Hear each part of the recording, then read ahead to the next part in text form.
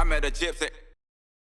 But it was all like, I always felt like I was letting the family down if I didn't perform well on a dirt bike. You know, it wasn't there. So that was the primary, like, that was at the forefront of my mind even when I was doing school. You know, so I almost at one point almost kind of felt bad that I cared as much about it as school. I did. Yeah. So was that? Yeah, I guess I look back and wish that I embraced it a bit more than I did now. But then you realize, like, you can pretty much learn about anything you want. Yeah. Like, I was just on Wikipedia this morning for the first 2 hours reading about, like, King Charles I and his son, and like how they abolished the monarchy for like a 10-year period. And then, like, I read for, you know, I just enjoy like learning. I mean, I'm never going to use that anywhere or at a party or something. Like, you know, so it's interesting. It's just something I found out about myself that I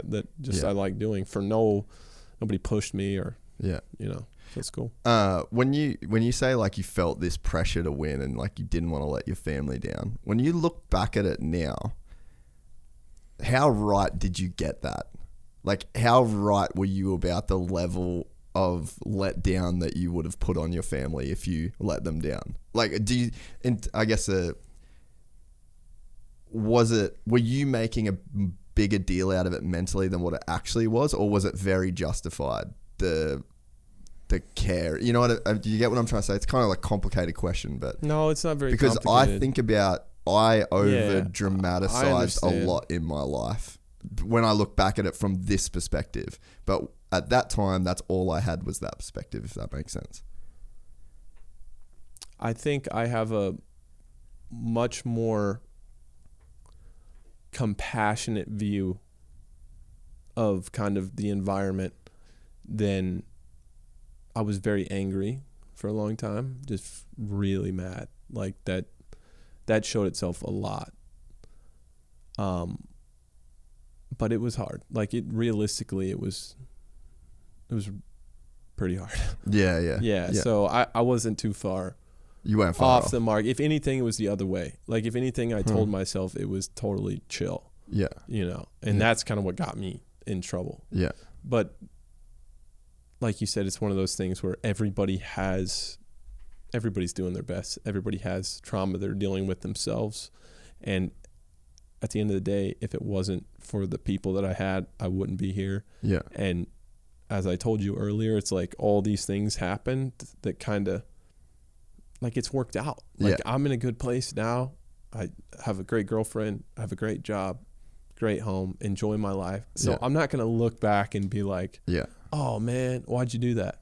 You know, it just is. Like, it just is what it is, and it's how it happened. And I do think that sometimes I do wonder, like, if I was properly developed, you know, like if I had more resources to kind of develop my talent. Yeah. And I was able to kind of have more mental and emotional stability, like how good I could be. I sometimes, I'm not going to lie, sometimes I feel like I was cheated out of that a little bit. But I'm here now, and I love where I'm at. Yeah. So it's not something that I spend a lot of time. It's hard with, though. You know,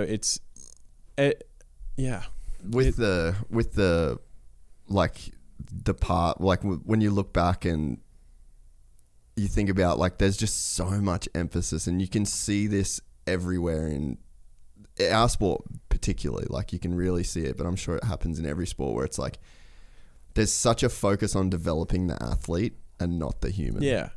And that's what, like,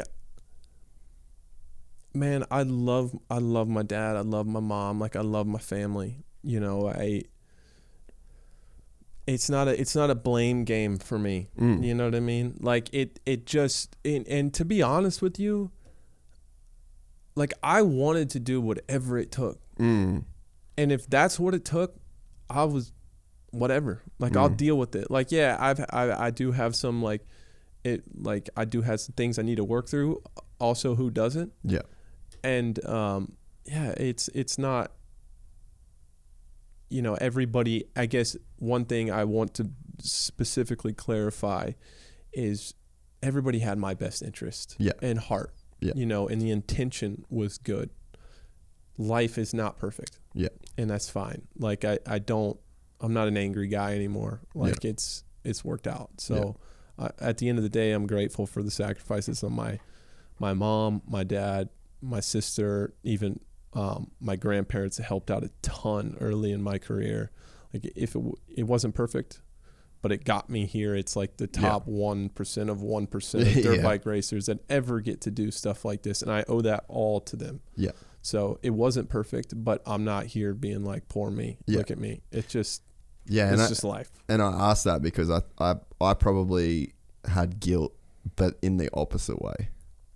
Yeah. You know what I'm saying? Yeah. So it's like, I probably tormented myself through my childhood way more than I should have. Yeah.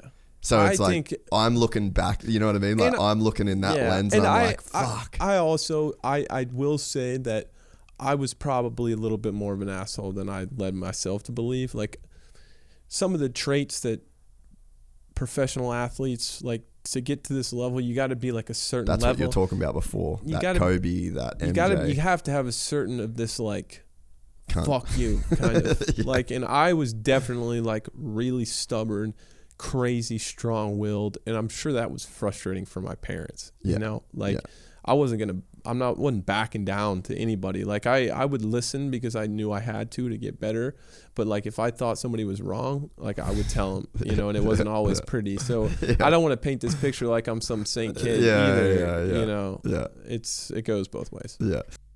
We're excited to announce the launch of our new membership site, gypsytales.com, packed with exclusive content and perks that you won't find anywhere else. This is your chance to become a part of the Gypsy Gang. And as a special bonus, if you sign up to an annual membership, you'll be entered into the draw to win our custom-built TC125. Gypsy Gang.